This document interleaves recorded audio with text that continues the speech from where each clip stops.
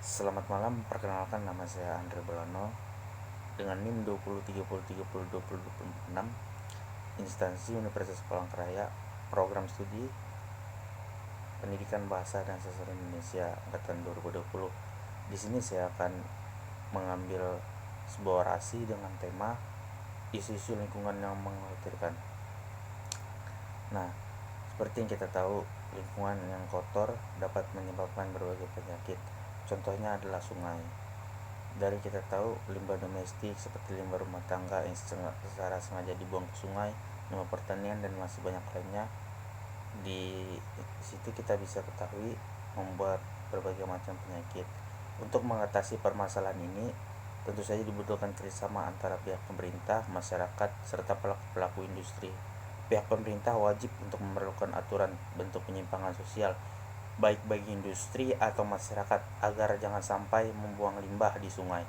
Masyarakat pun sadar mengenai pentingnya air sungai untuk kehidupan. Selain itu, pihak pemerintah juga perlu mengatur pembuangan yang baik agar limbah-limbah industri tak mengalir ke sungai-sungai setempat. Yang kedua, kerusakan hutan.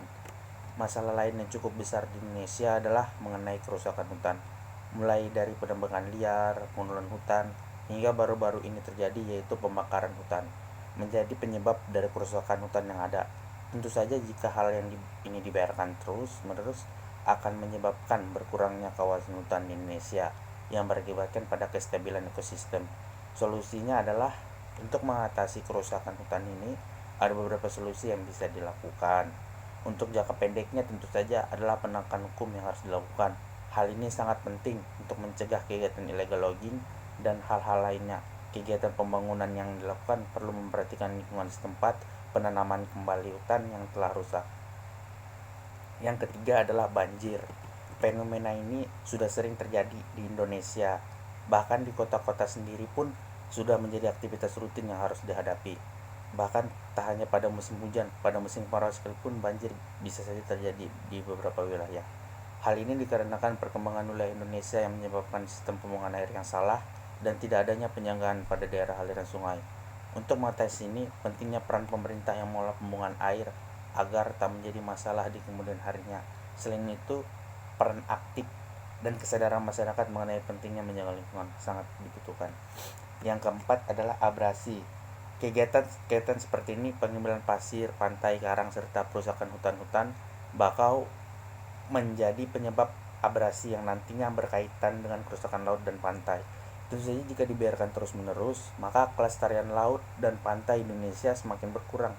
Apalagi wilayah Indonesia sebagian besar merupakan lautan.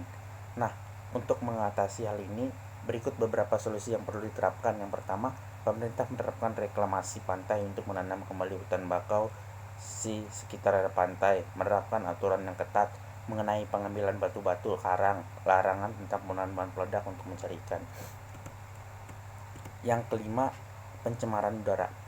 Dengan perkembangan zaman, semakin banyak industri dan transportasi yang ada pada saat ini. Meskipun hal ini merupakan sebuah kemajuan, namun nyatanya memiliki dampak yang buruk bagi lingkungan karena menyebabkan terjadinya pencemaran udara.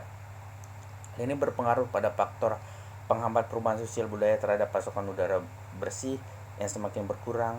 Untuk mengatasi hal ini, berikut solusi yang bisa dilakukan, yaitu peran pemerintah yang aktif melakukan penanaman pohon, mengurangi emisi atau pembuangan gas dengan cara memilih bahan industri yang aman untuk lingkungan, pemasangan filter pada cerobong asap pabrik-pabrik, mengurangi penggunaan kendaraan bermotor. Yang keenam adalah pemanasan global. Masalah ini sepertinya tak hanya terjadi di Indonesia saja, namun juga di berbagai negara dunia. Bahkan dampak pemanasan global sudah mulai terlihat di daerah kutub yang mulai mencair, sehingga menyebabkan ketimpangan lingkungan. Untuk mengatasi pemanasan global, tentunya Anda harus mengurangi penggunaan gas-gas kimia yang bisa merusak lapisan ozon dan atmosfer seperti gas freon yang ada pada AC atau pendingin udara. Oke, mungkin itu saja yang bisa saya sampaikan. Mohon maaf jika ada salah kata dalam penyampaiannya. Sekian dan terima kasih.